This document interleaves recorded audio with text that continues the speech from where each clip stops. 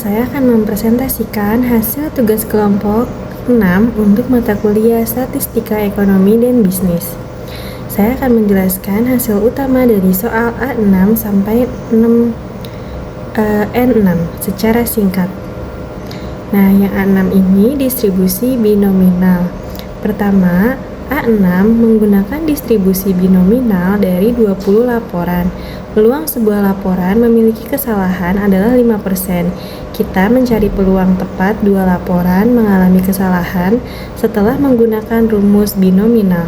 Hasilnya sekitar 0,1887 atau 18,87%. Jadi peluangnya sekitar 18,87%. Selanjutnya ada yang B1 distribusi Poisson.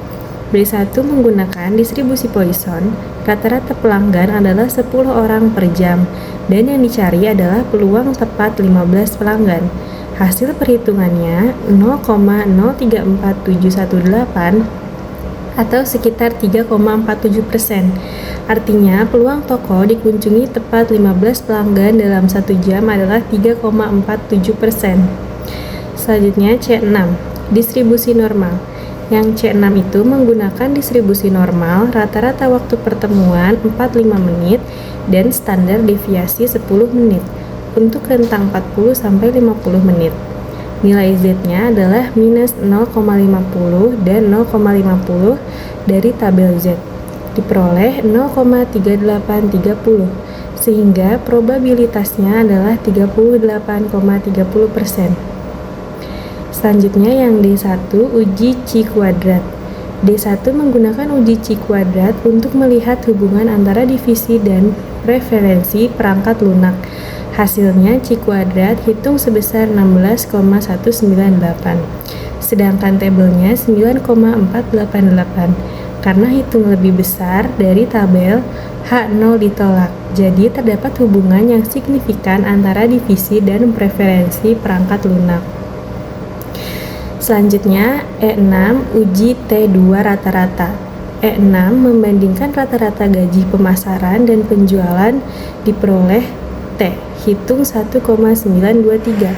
Sedangkan T tabel sekitar 1,993. Karena T dihitung lebih kecil, H0 tidak ditolak. Jadi kesimpulannya, tidak terdapat perbedaan rata-rata gaji yang signifikan antara kedua divisi. Selanjutnya yang F6, pengujian perbedaan varians 3 tim. F6 menggunakan uji Bartlett untuk membandingkan varians 3 tim. Hasilnya Chi kuadrat 4,3048 dengan p-value 0,114 karena p-value lebih besar dari 0,05. H0 tidak ditolak, jadi tidak terdapat perbedaan varians kinerja yang signifikan antara ketiga tim.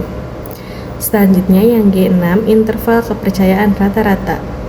G6 menghitung interval kepercayaan rata-rata biaya operasional dengan tingkat kepercayaan 95%, hasilnya berada di antara 48.090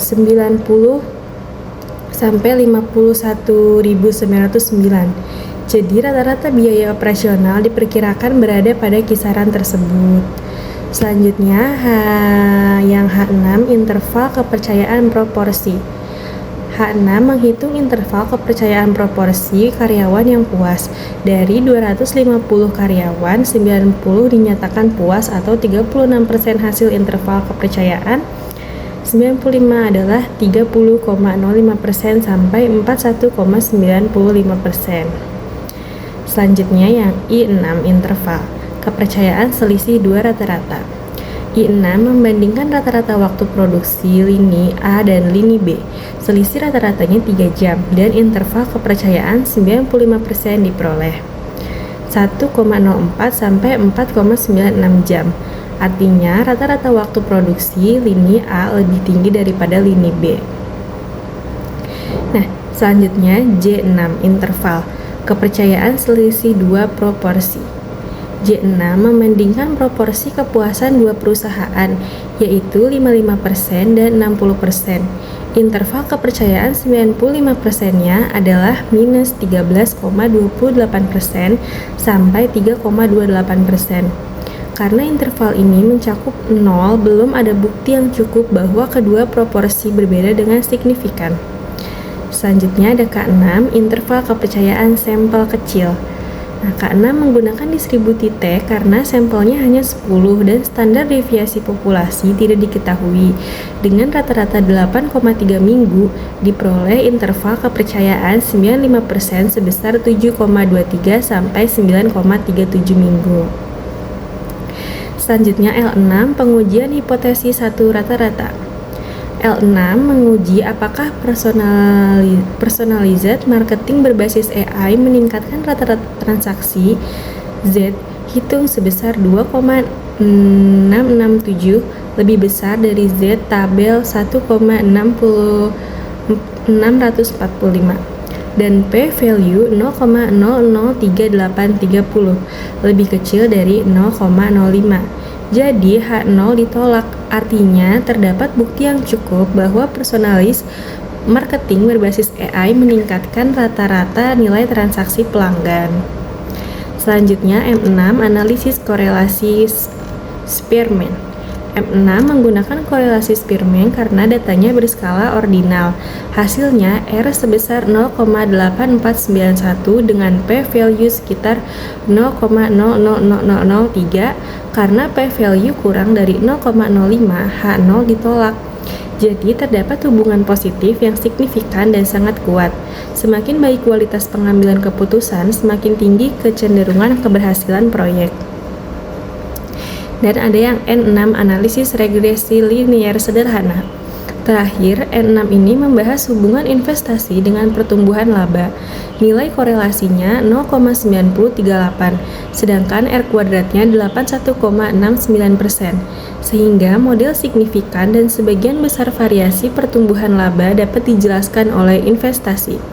Persamaan regresinya adalah Y, topi sama dengan 10,2583 ditambah 0,0402X. Jika investasi sebesar $450.000, prediksi pertumbuhan laba adalah sekitar 28,35%. Untuk uji asumsi, residual dinyatakan normal, tidak ada indikasi heteroskedastisitas dan tidak ada autokorelasi serius. Jadi kesimpulannya investasi berpengaruh positif dan signifikan terhadap pertumbuhan laba. Nah, jadi secara keseluruhan hasil tugas ini menunjukkan bagaimana statistika dapat digunakan untuk menghitung peluang, menguji perbedaan, membuat estimasi, serta melihat hubungan dan pengaruh antar variabel dalam permasalahan ekonomi dan bisnis. Demikian presentasi saya, terima kasih sudah menyimak. Wassalamualaikum warahmatullahi wabarakatuh.